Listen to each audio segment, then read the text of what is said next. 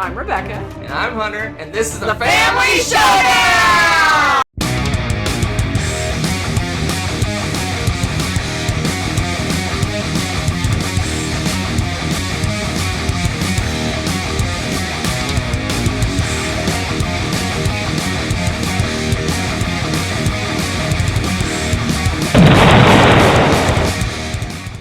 Hello and welcome back to the top 100 games of all time, Rebecca Style 2022 edition. Dun dun dun dun dun dun dun. Big drums because it's the 20 to 11. This is the last of the recorded ones. The next one you're going to watch is going to be live when we do my top 10. So these are games that just missed the top 10 list. Garbage. No. They're glorious. I think you'll agree. So, you ready for this? I'm not ready for this. I figured not. You're never ready for this. Okay. My number 20 dropped a little bit. It was 11. Garbage. Yeah. It just dropped to 20. It's like, no, I'm just kidding. Fantastic game. The Crown of Amara. This is like, we became addicted with this game straight off the bat when we started playing it. And it's one of my favorite mechanisms. It's worker placement. It's in that sweet spot. It plays great as a 2-player game, and it's like a 90-minute-ish game, I think. I want to say an hour, maybe an hour. It's pretty quick. No, for us, it says 45 to 75, so okay. It's probably about an hour. Okay, yeah, about an hour. So, yeah, even better sweet spot. The 60-minute mark is greatness. And this one has worker placement stuff going on in like 2 parts. You've got one little board that has, you can place worker on and move around, that's got resource management, a little bit of engine building with your resources. And then on the other part, you're going to have all these different places that you go around the kingdom, and you're working on building up your crown, going up the ranks, going from Duke and all this stuff all the way up to, I think it's Prince?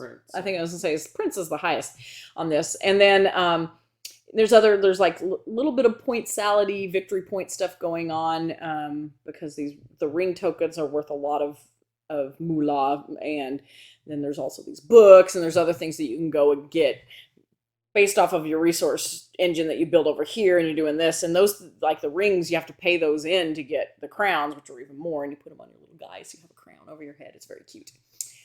So you're doing these things, you're kind of juggling which guy you want to move when and all of this good stuff, magicking it up and building up your resources and trying to get the coolest crown, the Prince crown, which you have to build up every single step all the way and get all of those resources.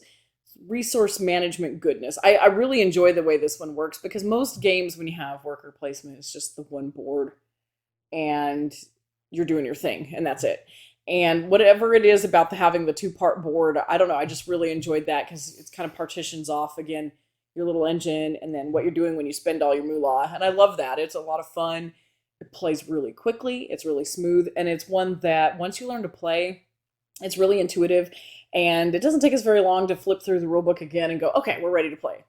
It's just one of those games. I love that about it, which is why it's still really high up and it's still my number 20. Top 20. It's a top 20 game. Yeah, it is. I'd gladly play this anytime. So, on the Wayback Machine of a long time ago on your list, we talked about Lorenzo Il Magnifico and the fact that we never get at the table until we recently played it, just to play it again. Right. But it was on, I think, both of either mine or both of our haven't played in forever list and stuff like that. Mm-hmm. I blame this game. You know, you're not wrong. You're not wrong. Because we were looking for, to play a generic light for us. I mean, it's a midweight game. It's a middle, but for a lightweight, easy to learn how to play again game. This is one of the ones that we reach for. We like Lorenzo. We reach past Lorenzo and grab this game because we both like it more. That it plays quicker, easier to learn, easier to try, easier to set up, a little bit of everything to do. And it's got some interesting choices. More bits to play with. Yeah, it's an awesome game. It's really. We kind of stumbled into this at I think it was a retreat. Dice Tower Retreat, and we loved it and found it in a local game store early. Somehow they got an early release, and we got it because this is the Europe version of the Pegasus game. And we played this a ton of times. It's probably one of our most played Euro games. We just play it. Like I said, it's that whole. Good to jump into. It's an easy game just to reach off the shelf and play pretty quick. It's a good one. I love it. I love it. I know. I was gonna say I knew you'd like these games. So they're just good times. Good times. All right, so this is gonna be a Hunter shakes his head at me kind of thing. You'll see why in a second. I'll just start shaking my head now. Just shake your head now. Yeah, just there you go. So this was my number 28, and it jumped up to number 19 this year.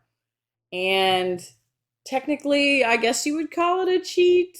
I don't know. We'll listen to Hunter's rant. So what two games are you combining together? Core Worlds.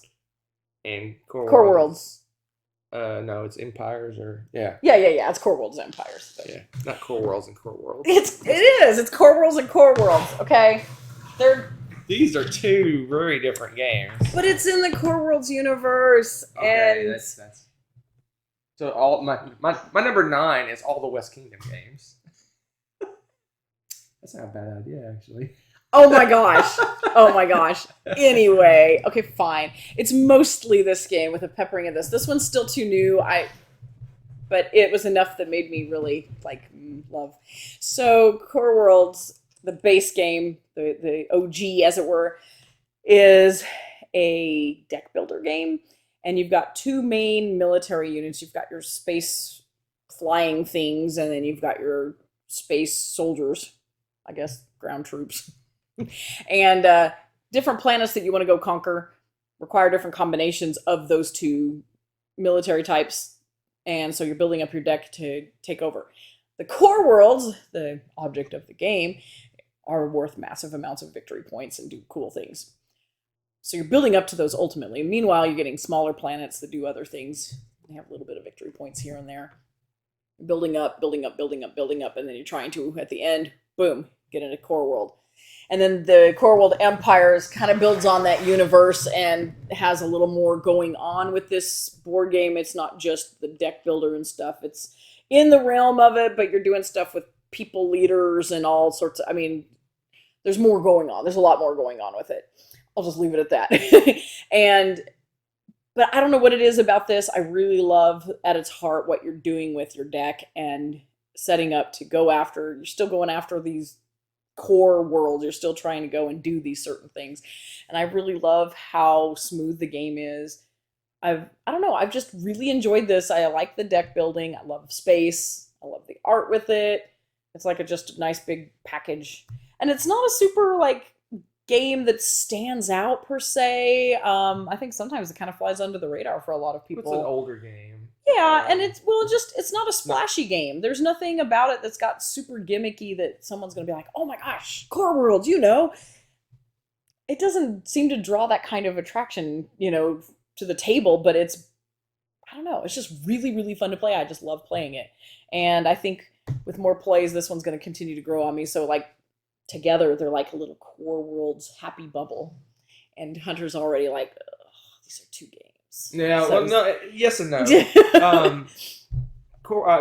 think I like Core Worlds better right now. We haven't played. We need to play this some more. But basically, this Core Worlds Empire just builds on the system. Basically, you're doing the same thing, but in Core Worlds, if you conquer a planet, you're basically spending resources. There's air attack and ground attack, and they're almost like two currencies, and you're buying the planets. Yeah, sure, it's just currency. But you're conquering them. You're going out and conquering. This one actually has a map where you actually go out and you actually attack the planets. It feels more like you're actually this one, Core Worlds, is the original game, is a little abstracted. This one feels a little less abstract in terms of conquering planets and controlling areas and attacking things.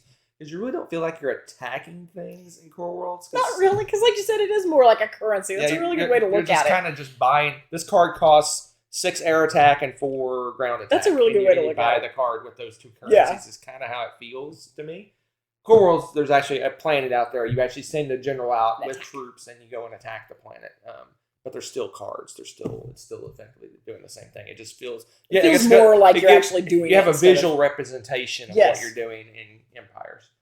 There's a lot more going on. You have almost multiple decks because each general has like a little tiny mini deck for each of them. Core World, you have one main deck. This one's it's just more. It's more robust game. Yeah, it's building up on the original, and it is, like I said, it's still going to grow because, of course, at first I like the simplicity of the basic Core World, but this has more game to it and less abstraction to what you like to imagine what you're doing. So I don't know. I still love these games a lot. They're going strong, and it may. I don't fault I you don't too know. much because it's a good to combine these to have a discussion about both of them because Yes. I think if you separated them, empires may not even be in your 100. Yeah, that's But exactly it's right. worth But discussing because because Core Worlds is its heart and soul is in this. So yeah.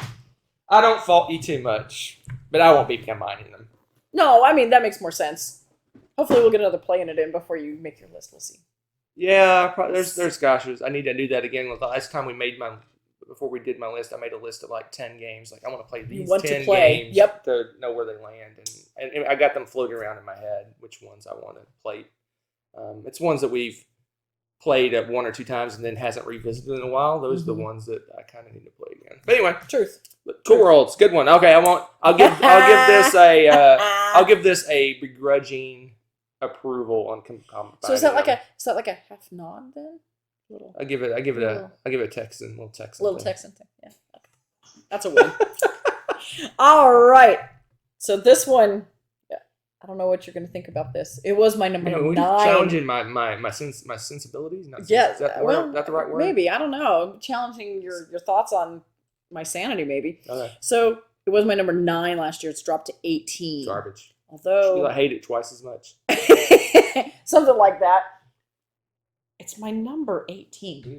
I don't think it's. We played this recently. We played it recently, and it was after I made my list. Oh, might have tweaked it a little. Right. It might have gone up a hair. We did play this after you made your list. Yeah. Vinos. Oh, la sorta goodness. So good, so good. Okay, in fact, do I want to spoil? There's no spoil. It's your favorite. Yeah, it's my favorite. It's been your favorite forever. It has been my favorite forever. This is my favorite Lacerda game, and it's still, like I said, it might even sneak a hair back up since we played it after I made this list, but oh, man. So, it's like viticulture on crack. it's like viticulture plus 2.0, 2.5 even. You're winemaking and you're doing all of this cool stuff, but then it's in the complicated dense Lacerda world. So it looks like you have a simple turn. You're going to go through this round of different things, but then the ramifications of your choices just keep branching out and branching out. And you can AP pretty hardcore on this. You start out with, on one side of the board, you've got a little cute little map, and it's got different vineyards that you can cultivate and get white and red wines from, and you've got your own little player area. And then there's also a spot on the board where you have a little mini worker placement action stuff going on, and you get to move around and do different things, from selling some wines in another area on the board, which has like a market thing, and it's got a long-term and a short-term market. You can get meeples back from one of them. The other one's kind of a place where you permanently get rid of them. You get a whole bunch of victory points, and so you're moving around in this little area doing a bunch of these, so it's sends you to different places to do extra actions. There's extra people that you can hire that help you do things, kind of trick up the game, give you magic powers and stuff like that. Magic powers. Yes, magical wine making it powers. Just boosts the value of your stuff. You make it sound so boring. He casts spells on your wine. Make your wine be powerful. No, it doesn't. Okay, not quite. Maybe they do the little salt sprinkle on the top. No, there's no salt. Oh. They're really cool. Okay, they give you cool things. And then you've also got a market that at the end of the round, I guess you'd call it, they have a market you can go in and... it's a fair. You're showing your wine at a fair. Oh, it's a fair. I always call it market for some stupid reason. I always do that to Hunter.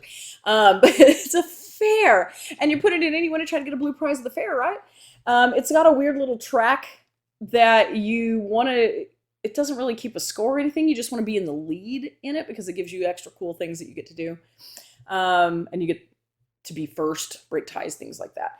And you do a few things in there, and you also want to bolster and put your best wine in the fair because you also get stuff that sets you up good for the next round. You get to pick and choose if you want to be first the next round. A whole bunch of stuff goes on when you do the fair. It's kind of like wrapping up all the loose ends at the end of your round. Oh my goodness. It sounds like... No, it still sounds complicated. I was going to say, no, it sounds fairly simple at first. No. It's pretty complicated. It's a very heavy game. I love what's going on with your player board because, of course, you're manipulating all these things. You've got your little vineyards, your white and red wines, and you can get little farmer dudes and I think is it weenologists? bunch of wine experts. I think then they help you bolster the victory point values of your wines that you're Let me making. get the Latin pronunciation. Is it enologist? I don't know. Yes. It's one of those. We know. Sorry. I always do that. I Latinize everything. Winos. Vinos. So yeah, I don't know. It's cool because you have your board and then you're trying to make your little mini vineyards that you've gotten from all these cool exotic wines from all over Europe or wherever, and trying to maximize how much victory points you get from these regions. Get your victory points. I'm missing all these different neat little. I'm like, oh, there's this tidbit I could tell you about and this and that, but then I'd be going off into the weeds, and you guys would be already nodding off. Yeah, probably. But it's a really good game. It is so much fun, and I love getting into the weeds in this game and playing and trying slightly different things. I spent more time caring about the fair this time, which usually I'm like, it's the end of the round. I'll just do this, The fair whatever. is most of the game. And the fair is a really important part. I kind of poo-poo it because I really enjoy messing with the map a lot. And I need to spend more time with the fair, and I spent more time with the fair and did much better this time. It's amazing what happens when you actually strategize your game better. But that's what's neat about this is you can make completely different choices and still have some viable options for winning the game. And I love that about this one. The theme's oddly interesting. I don't know why, because again, viticulture I would think seems kind of boring, but then here I am with vinos too. I don't even like wine that much. I don't know what it is. I guess the theme's cool. So, anyway. Wines are very mechanical. It's easy to build a game around the system of wine making. It's just a very formulaic process, which lends itself to board gaming. This isn't my favorite one. It's top tier though. It may be number 2. Ooh. Maybe number 2. This one I especially like this one because for whatever reason, this is of all the big box heavy for the Lacerda games, this one's the easiest for me to teach. It just clicks. Again, right? that's that formulaic thing of, okay, this is how you grow your wine. This is how you build your vineyards. This is how you can sell them to a market or you can export them and you go to the fair. And there's weather that affects it. It's just it all kind of just flows together and all makes sense. Whereas some of the games, there's just a lot of, I guess, not as thematic mechanisms involved. I think maybe I don't know. That could be. This one, and my two the ones I like the best are the ones I think are the most thematic. So, good one. I'm surprised that there's not those sort of. You've already talked about it if you watch the videos on Mars. I'm surprised on Mars isn't tippy top for you as much as you're a space freak. I am, but I feel maybe like you said. Honestly, the more I think about it, I think the thematic to theme to game link. And how thematic it is, and it's easier. Plays a part. It's easier to teach. This one feels more intuitive, and it feels more thematic to me. And I think that really plays a heavy part in it. Yeah. Although, who knows? Maybe we just need to play on Mars a little bit more. Spoilers. No, this one. For whatever reason, this one's just so easy to teach compared to the other ones. For whatever reason, and I think for you, it's probably easier. Obviously, it's easier to teach. It's usually easier to learn. So maybe some of the other ones become a slog as you get mechanisms and things thrown at you until you get overwhelmed. Maybe I don't understand colonizing Mars as much. Maybe once I go through the motions a few more times and travel to the spaceship and down to the planet side a few more times, I'll understand better. It's a good one. One of my favorites. It'll be top of the list too. So yeah, Vinos is so much fun. Oh man, so many good games. Okay, you ready for some craziness, peeps? You ready? I cheated again. I spy a cheat out of the corner of my eye. This is new. This is a new game to the list at my number 17. Brand spanking new. That's how good it is. Probably the only roll and write I have in my top 100. I know, spoilers, right? Technically, Merchant's Cove. Okay, if you're gonna get really nitpicky, if this makes my list, it'll be the only one on my list too. So I gotta be honest, guys. What's funny is when Hunter first was like, "Let's learn this game," and blah blah blah. I don't think we even realized it was rolling right. I did not 100% because I literally was like, I got sticker shock. I'm like, open up the rule book. I'm like, this is a rolling right. I was this close to going.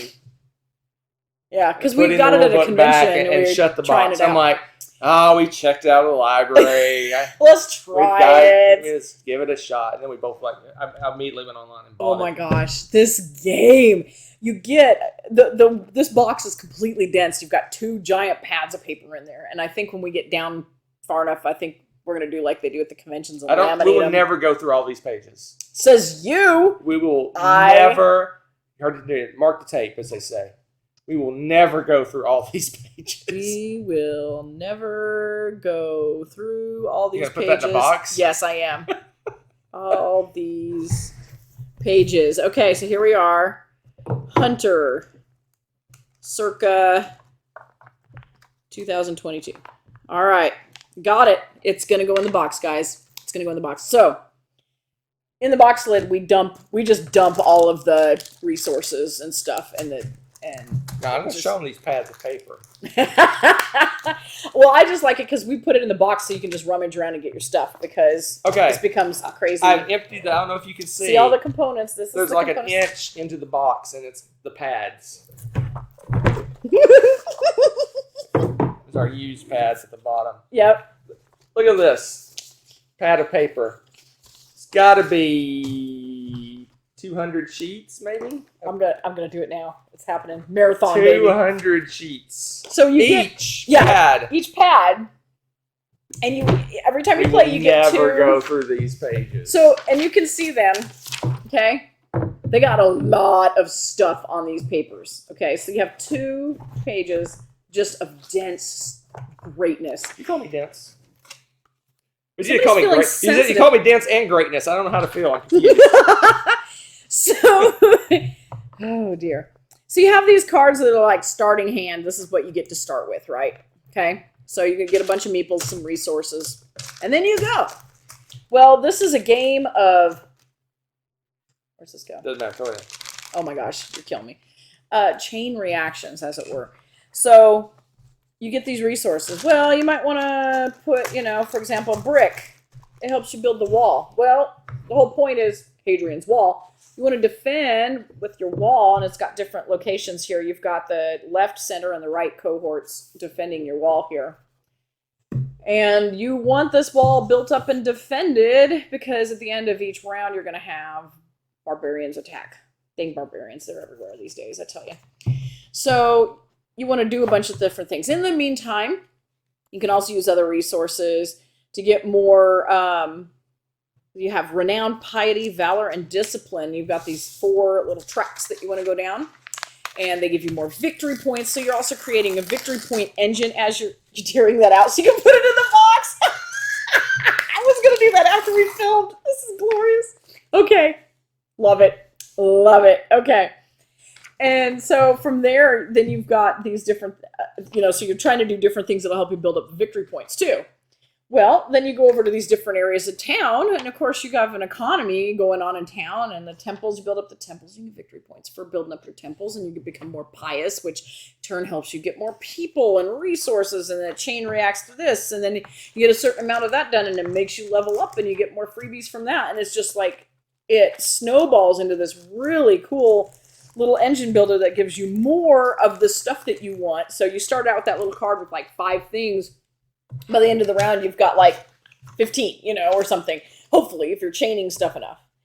And you do that for several rounds and try to get the max victory points. And so we're still playing against each other. We still want the highest score, but this is not a like interactive game or anything like that. This is a head down puzzly game, but you're still competing. And if you're in the mood for that, that's really, really, really fun. And I love how complicated this is.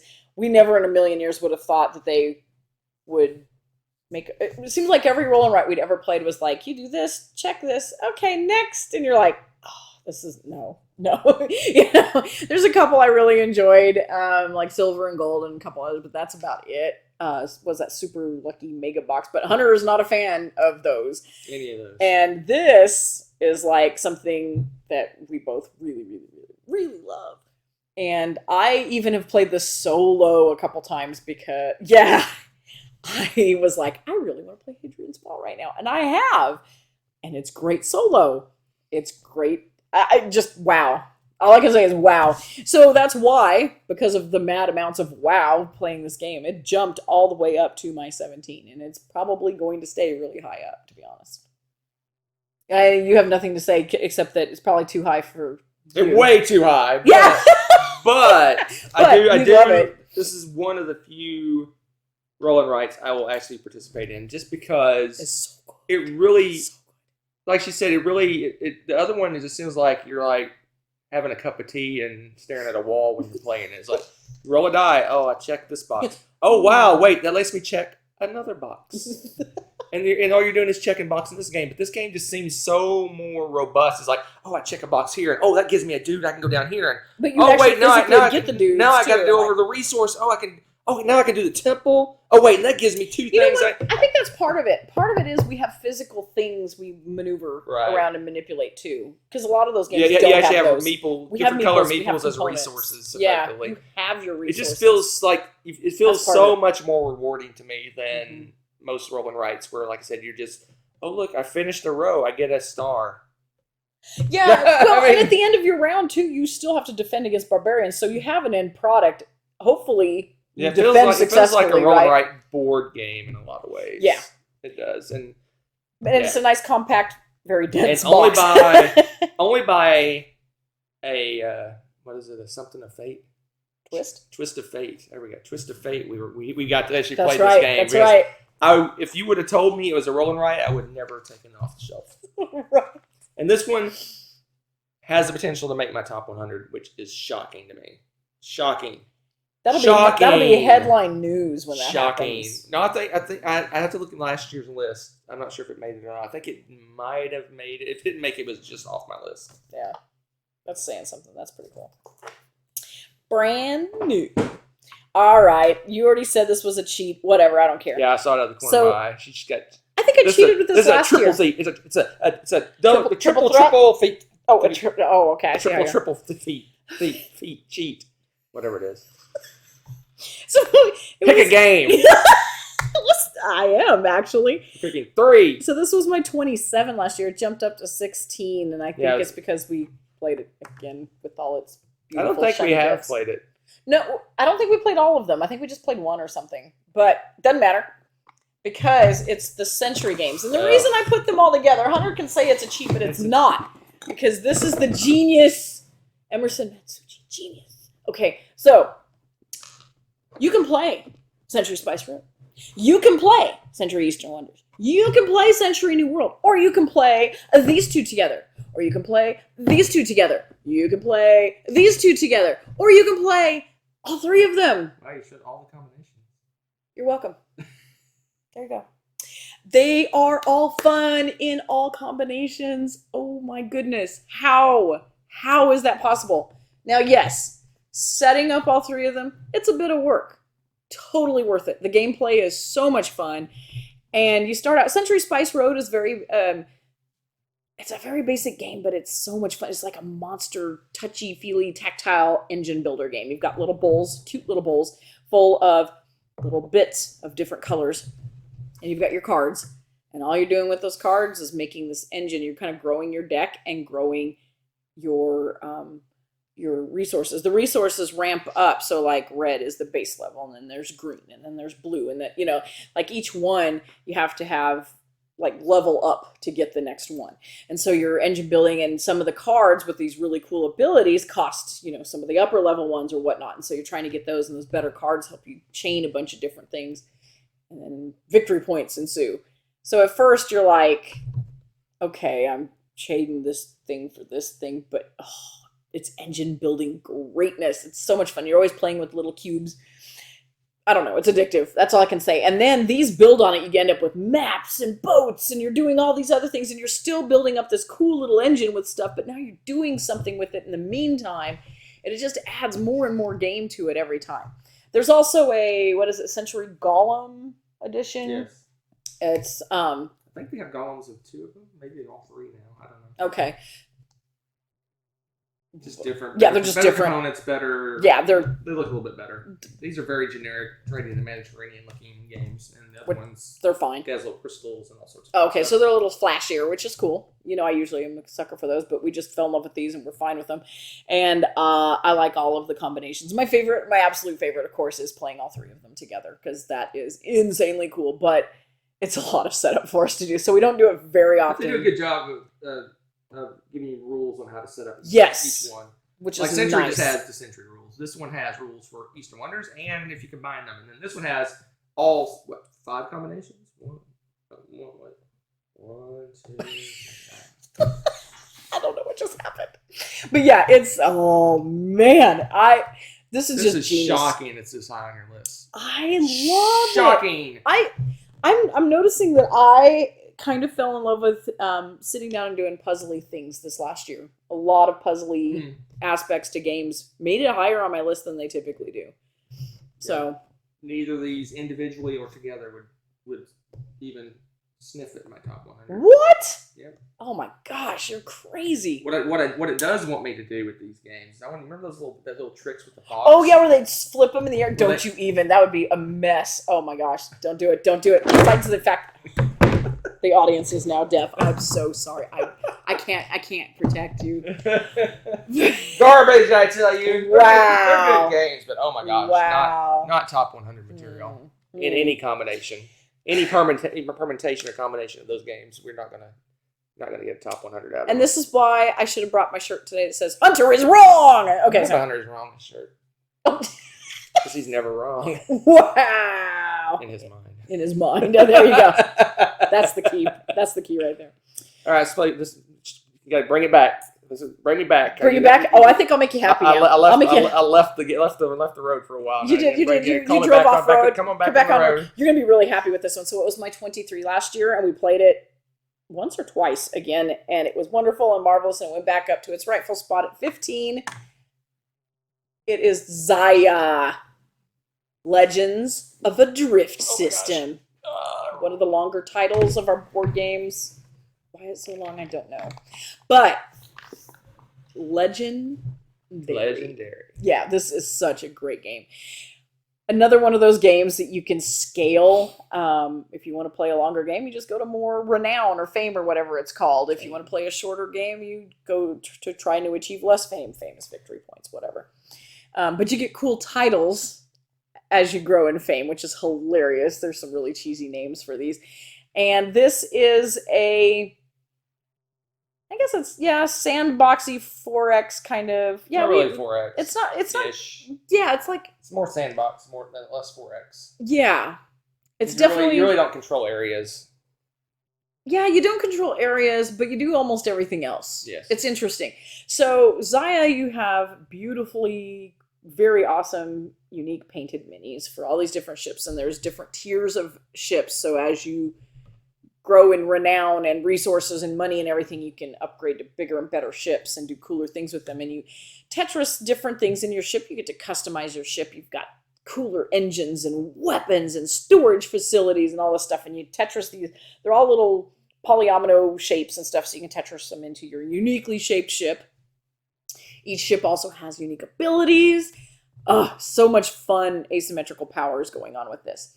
There's also NPC characters in. Is it part of the? It's a base game. It is base game with the NPCs. Okay, I couldn't remember because the expansion is amazing too. But the NPCs, there's several different kinds. There's one that's just a nice, slow-moving, rich merchant ship just waiting for a pirate to come attack and steal its goods. That's floating around. There is a police ship that's chasing down anyone that has a bad reputation, because you can be good or bad in this game. So it like hones in on the bad guys and starts chasing them around. And then, is there a third one? There's the outlaw. Oh yeah, the outlaw. And he'll come and attack random people that are good guys and kind of chases you down.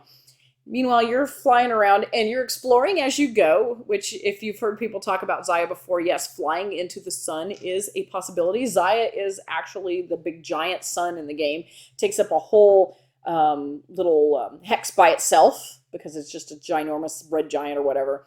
And if you don't explore before you go leaping into new areas, you can end up leaping into some pretty bad things. There's also asteroid fields and all sorts of dangerous hazards and whatnot.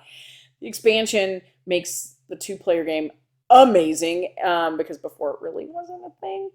And it also adds cool, weird things like, I don't think, were there comments in the original game? Yeah, okay. So the comments are, I see, it's all blended together because we always play with everything now. And it's got these little comets and zip around on their little path, and you have to watch out for them because they'll just nuke like you. And now ice is a thing, and it'll freeze up part of your ship, and it grows slowly until you go somewhere and pay stupid amounts of money to get it repaired.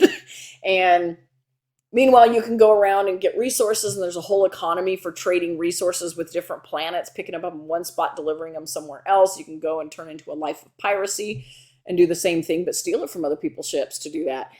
I mean, they're just sandboxy greatness. The possibilities are almost endless on what you want to do and can do in this game. I absolutely love this game. It's so much fun. This is one of my favorite sandboxy games, period. Period. That may be a hint of things to come. Anyway.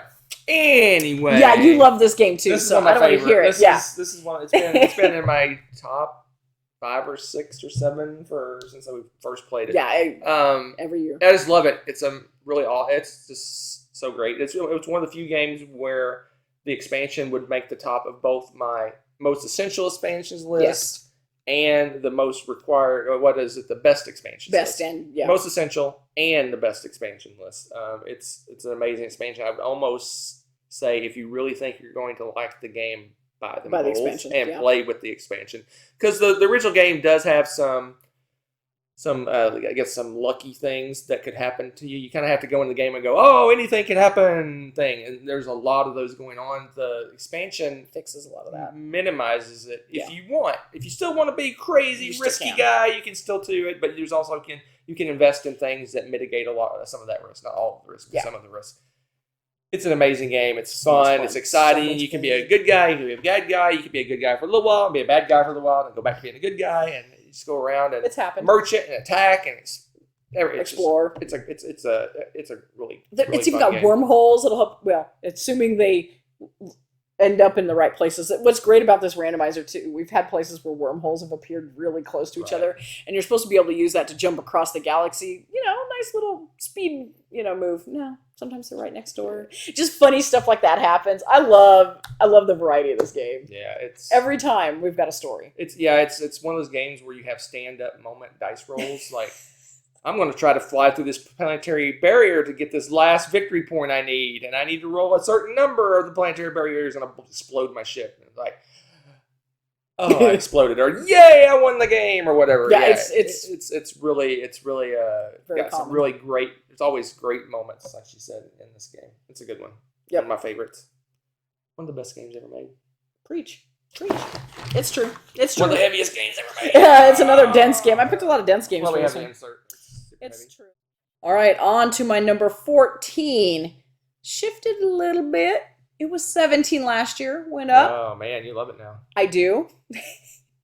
Part of that, I think, was because there was a new app that enhanced our play. I think we had the app. Did we have the one before? Okay, well, maybe we did play it a couple times. I think it was the birdies, the Australia birdies. Okay, maybe that was at the Southern Hemisphere. Birds were getting... Oceania. The Oceania expansion of Wingspan. So between the combination of more birds from around the planet, plus the really cool free app that lets you scan the cards, and you can hear the bird calls to almost every single bird in that box, Wingspan's an awesome game. This is one of those, plays 1 to 5 people.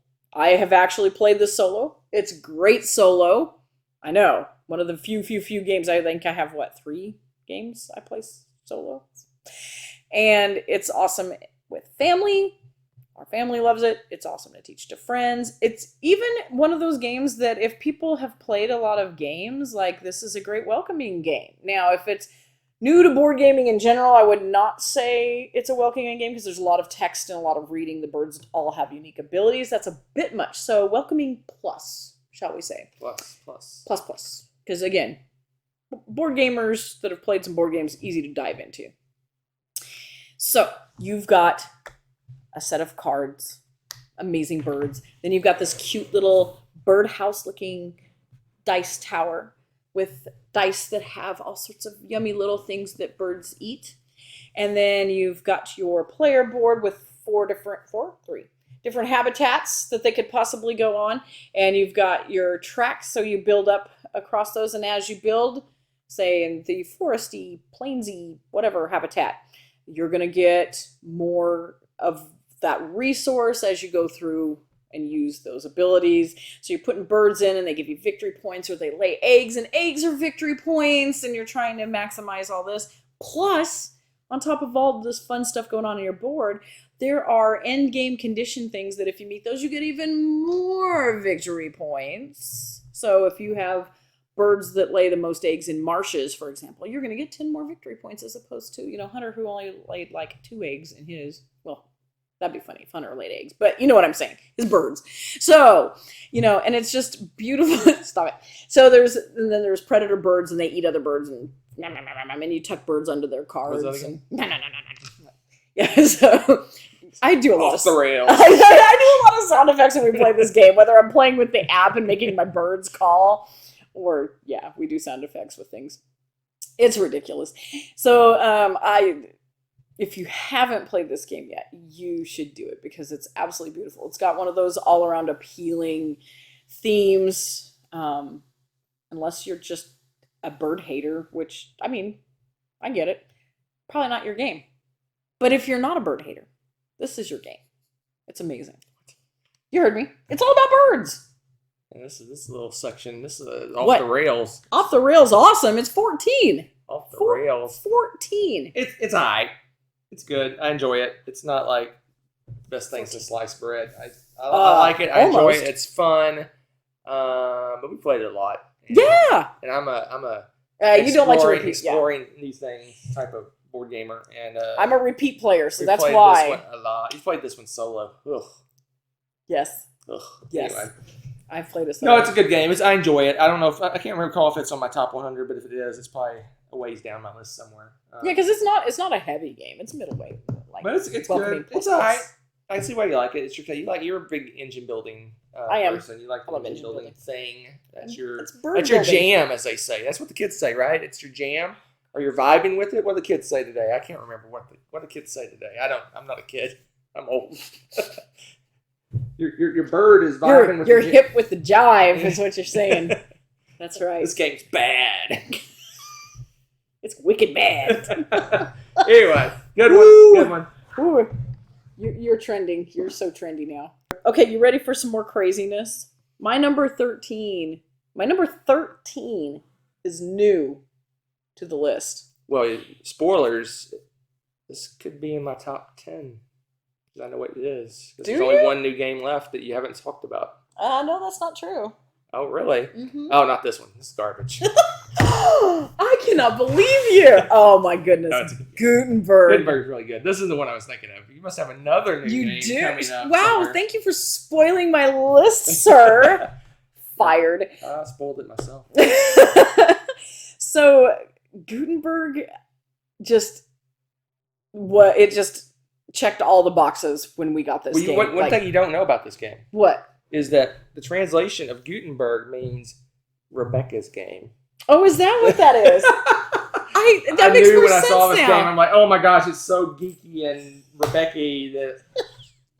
Yeah, you. I knew you were going to love this game the second I read the rules for it. I'm like, yep, Rebecca's going to love it. I'm buying it. Home run for Hunter.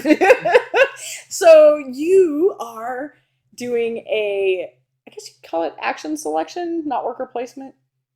It is because you can block. No, it's action selection. You can't block. You can just go before someone and take stuff that's before true. them. That's very true. much action selection. Okay, it's not even really action selection. Yeah, it's like how much do I want to do these actions? Yeah, it's really interesting. I'm like the mechanism is kind of nebulous, bidding, but maybe bidding for actions. Kinda, yeah, I think it's bidding for actions.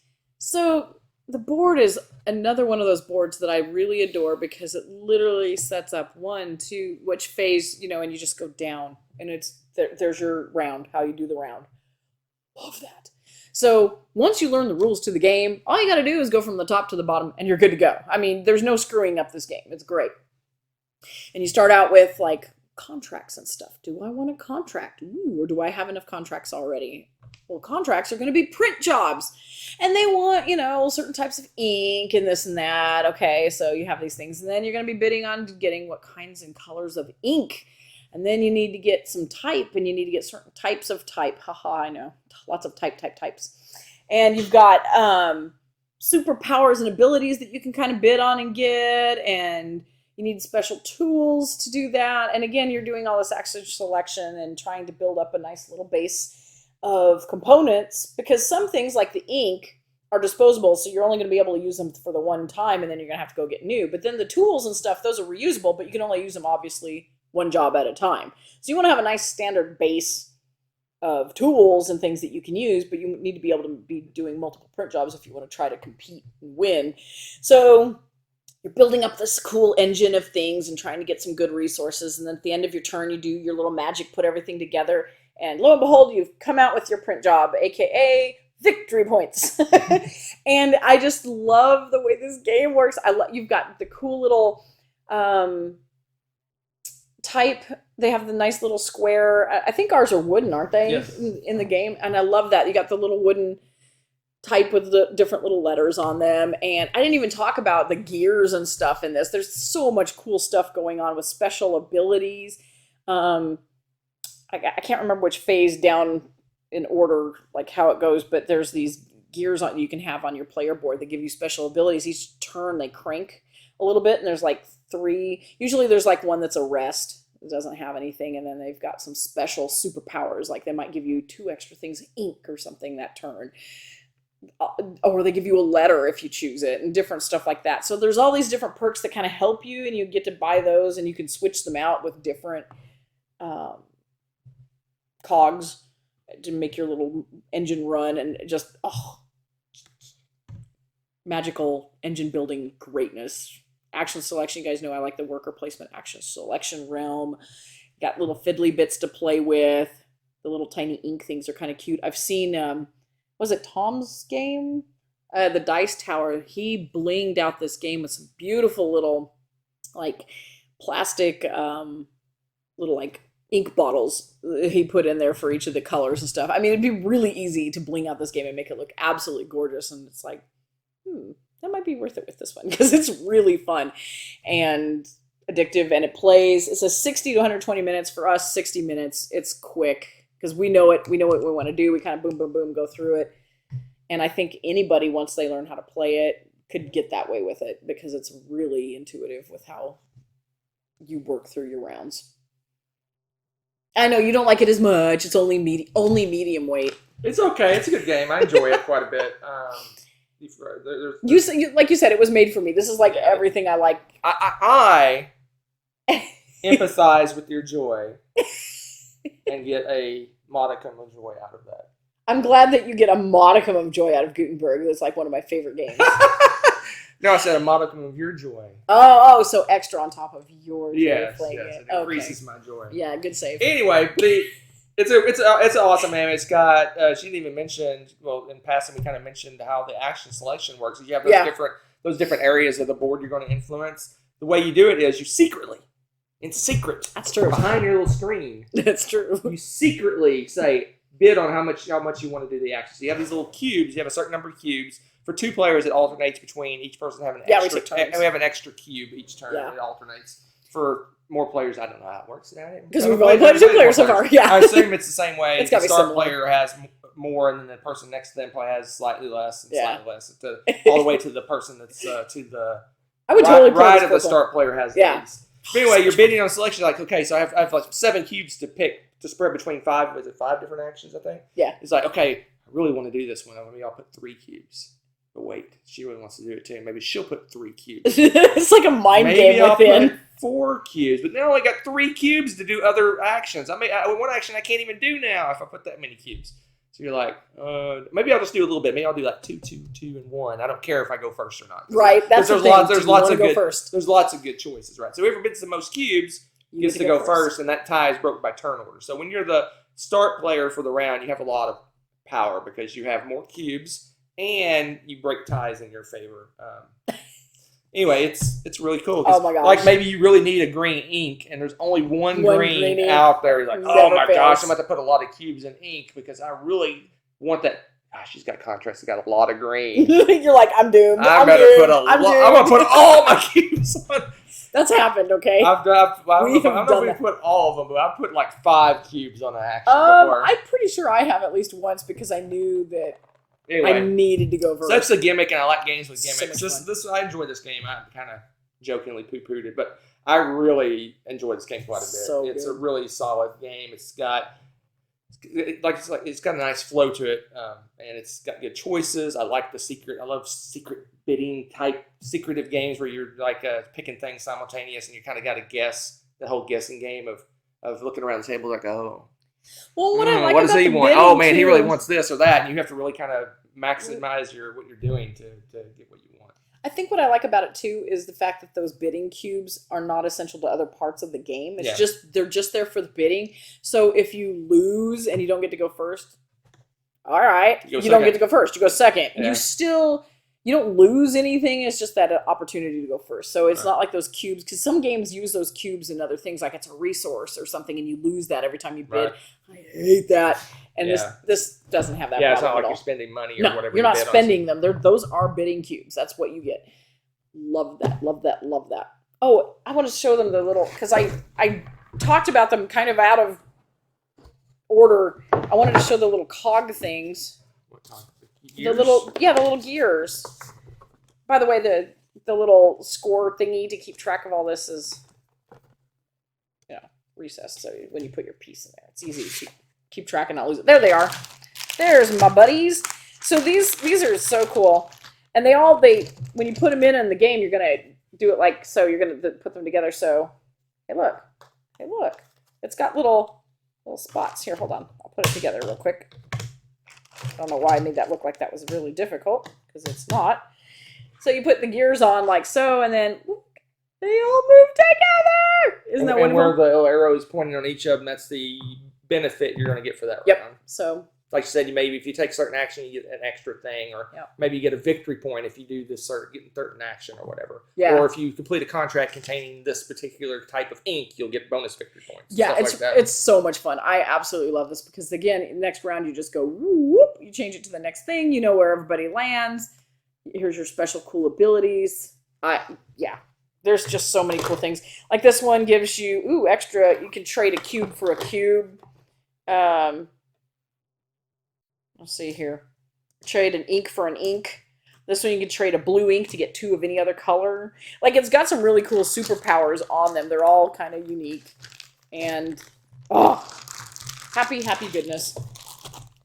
This game is so addictive. I could play it right now. Be perfectly happy. Could you? Yep, I could. Mm. Turn off the camera. Well, Let's play. I hope you Good. hit something this high up on your list you'd be willing to play. Oh yeah, all of these. Well, sometimes you have those games that you really, really love, but it's like, this is an ordeal to set up. No, this isn't one of those. That's one thing I love about it. Setup's quick, play is quick. It's a great game. Which is why it's new and leaped all the way up. So my number 12 jumped up from 48, and I think part of it was we got to play it more, and I have a real head for playing puzzly games this year. Like, for whatever reason. Hopefully games are garbage. What? What? I bring back the smackins. And this game, Oh, wow. I don't know what it is. It randomly went up for no reason. I don't think we played it this year. Yes, we did. Did we? Yes. I don't recall this. Oh my goodness. Well, hence why it obviously didn't stick with you like it did with me.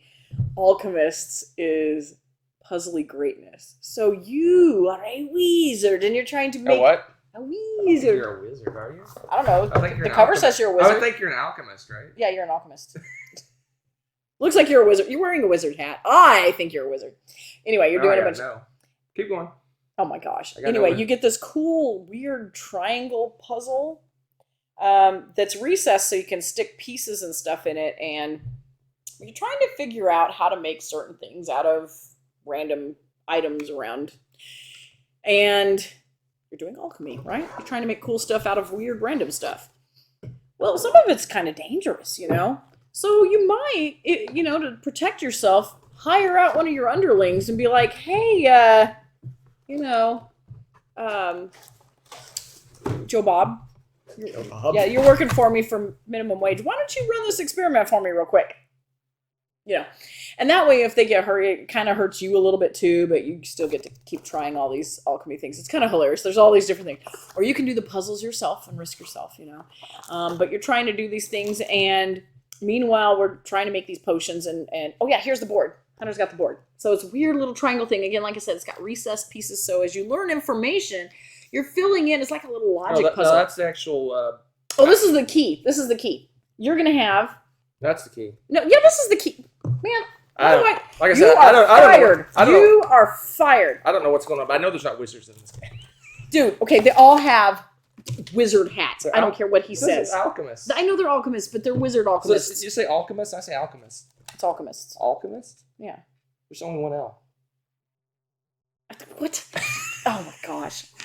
I am trying to explain a game here. I am trying to... Give me this. Give me this. Give me this. Okay, so this is mine. This is your player board.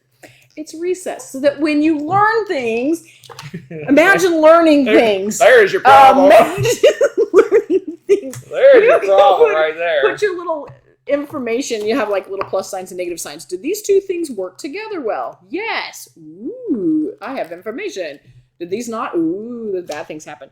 Okay, this is the key, and you set this up. It's got all the information on, so you mix these up, these combinations of things. So at the end of the game, you can check your key. In the meantime, you're trying to figure out that with your own board. And you make these cool little, look at these little potions. See the little potion bottle? These little tiny potion bottle. You probably can't see it, but they're really cute. Anyway, so you're dealing with these resources, and you or your poor intern assistants are... yeah, that's what they are. They're underpaid interns.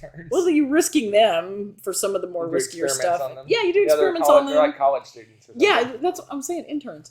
And so you're doing these different things, and you're trying to figure out the puzzle before another alchemist does, and then you want the fame and the glory and the victory points, not some schmuck over here. You can drink them yourself. You can. I said that. I said that from the very beginning. But sometimes you don't want to risk yourself, and you're like, interns, they don't have my knowledge, so they're, sadly. They're students at your school. Yeah. Well, do you want an A, Joe Bob? You need to try this potion. Just saying. I don't know. It's a dark underworld of alchemists here. But no, it's a hilarious game. I love the puzzly aspects. I love the logic puzzle. I love all the experimenting and how you go about getting all the materials. And you have to go about and do that and get those materials together. And then once you do that, you want to test them out.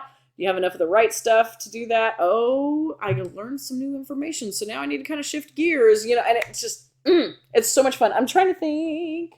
Yeah, it's a longer game, 120 minutes. I wouldn't trade that for anything, though.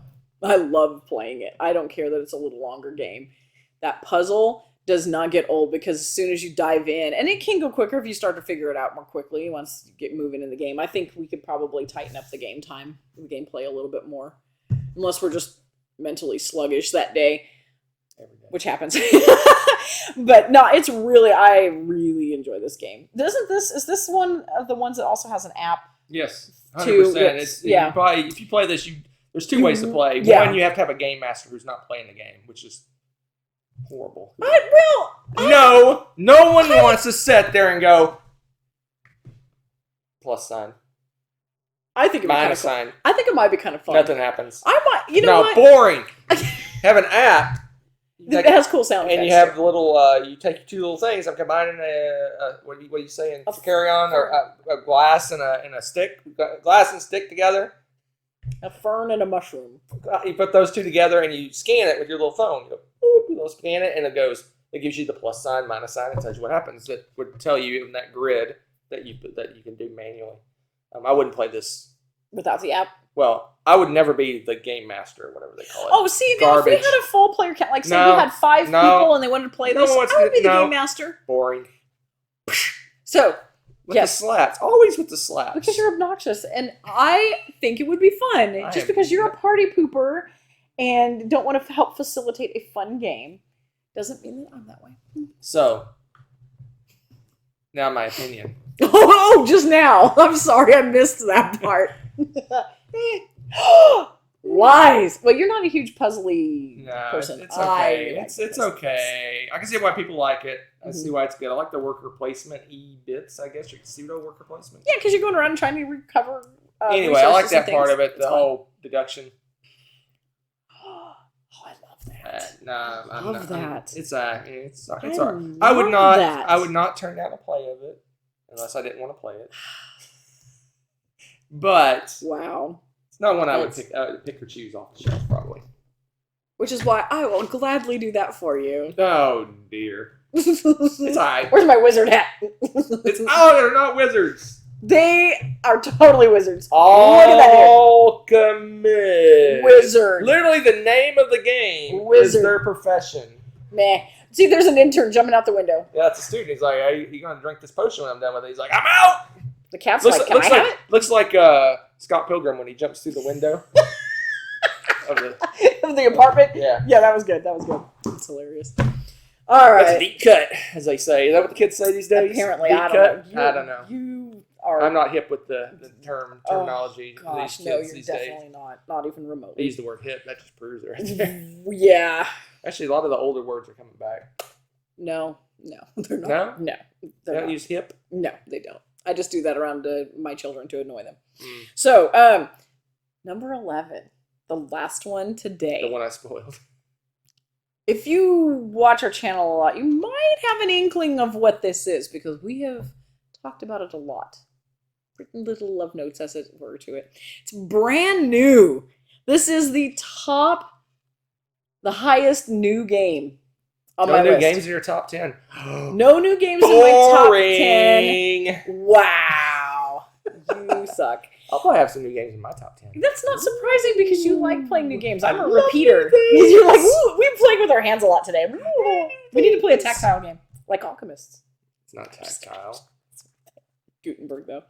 All right, so it's brand new, and it is my favorite sandbox game.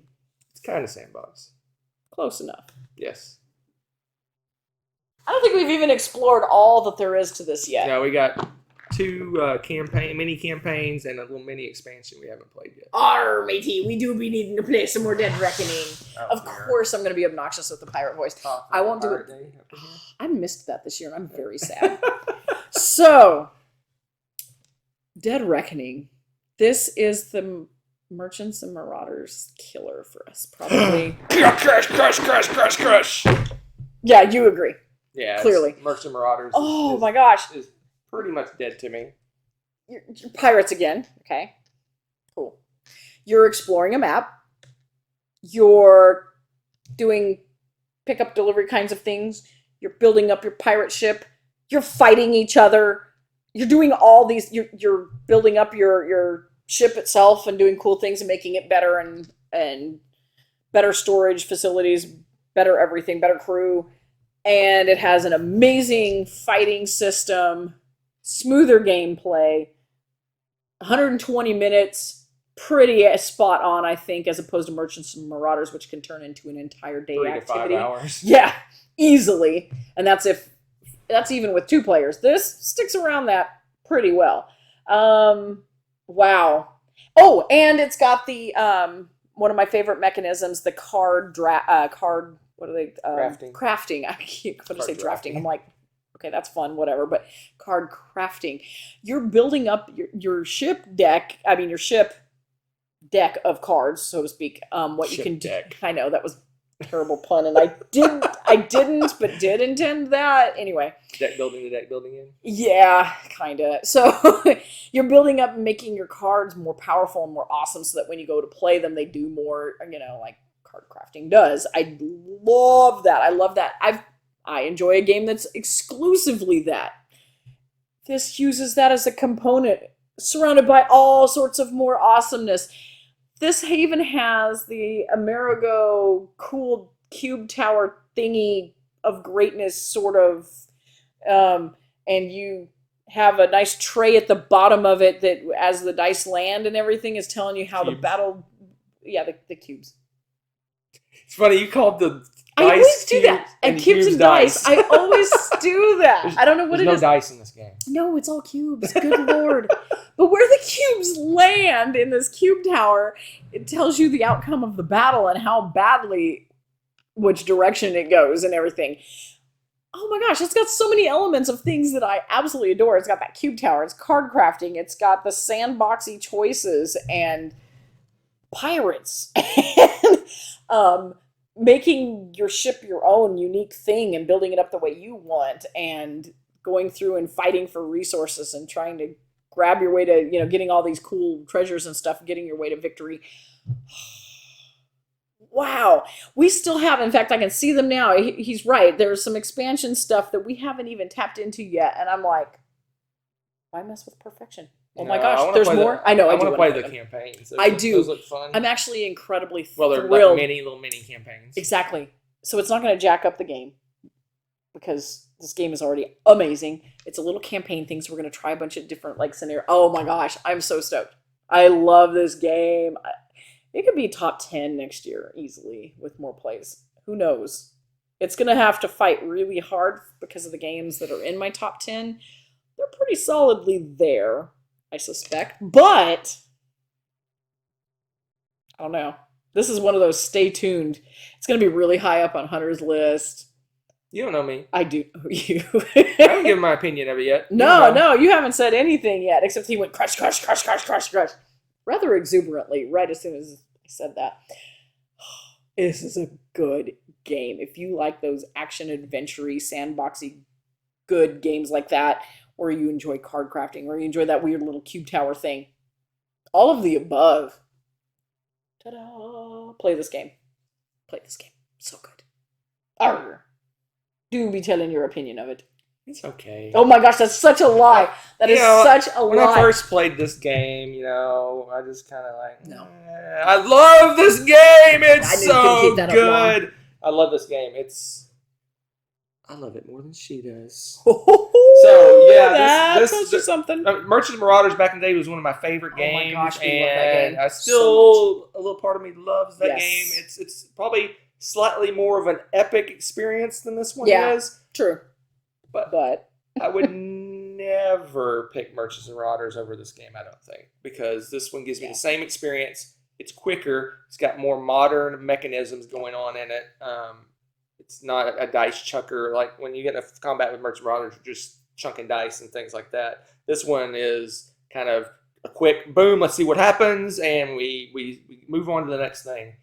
It really streamlines combat, makes it interesting and fun. Is that kind of stand-up moment. Okay, I've got 4 cubes to attack with. What's going to happen? Oh! And even if you miss, you usually get treasures or some kind of compensation. Something, right? I love that you can, like she said, you can design your ship. Maybe I want to be like the attacky ship. I'm going to go out and fight merchant ships. So I'm going to get lots of guns and which you've done. Or I'm going to have tons of hold space. And I'm going to be the merchant guy. I'm going to go around and visit all the little different islands and pick up stuff to go take back to port.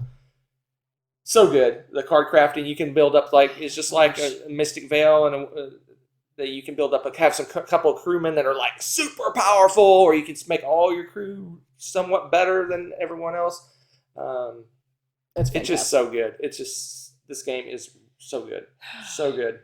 Good job. And at some point, and Ian O'Toole art on top of it. Probably during the upcoming break, we're gonna rip one of those sagas down and play it. Just because this is on my list of play again, because I really need to know where to rank it.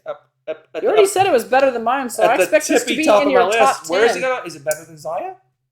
Is it better than Western Legends? Is it better than War of the Ring? No. Maybe. Who knows? But it's gonna. I really want to know where this one lands, because I do want to crack into the campaigns, because that's part of the game in a way. So I'd like to know how those play, and if that adds to the game or subtracts to the game is something you want. I'm guessing there's going to be junk in there that's going to be integrated as you play through the campaign. It's going to potentially it's going to have stuff, I bet, that you can add to the game. It has a little mini expansion that makes gives you a superpower or something, some asymmetrical power or something like that. Okay. Love this game. So good. So good. You're almost more excited about it than I am right now, and I'm really excited about it because it's my number 11, so that tells you something. It about this game. pleases me greatly. Does it? To see this so high on the list. Which means we're going to play this a lot, right? Crush, crush, crush, crush, crush. Yes. So, stay tuned because shortly after the making of this video, we will be doing my top 10 live. So, depending on when you're watching this, it may have already happened.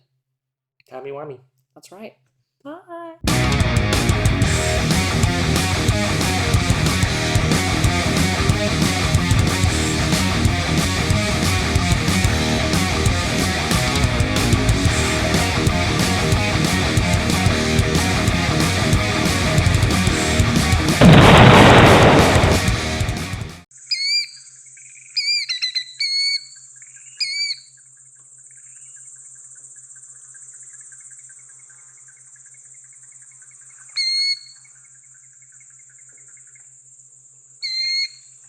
I love Killdeer.